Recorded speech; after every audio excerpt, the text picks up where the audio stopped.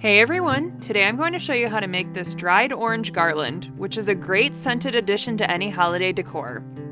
For the materials, you'll need a baking sheet and parchment paper, a cutting board and knife, oranges, and some sort of string. First, slice the oranges into about 1/4 inch slices.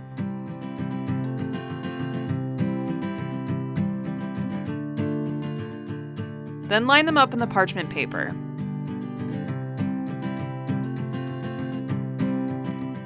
Take the baking sheet and put it in the oven at 200 degrees for about 3 hours.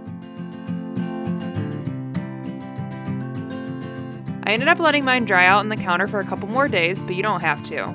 You'll then take your dried orange slices and poke the string through the slice and tie it. Do this for all your slices.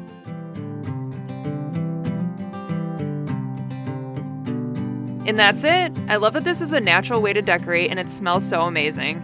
If you enjoyed this tutorial, please make sure to like, comment, or subscribe below. Thanks for watching! Thank you for watching, and don't forget to subscribe.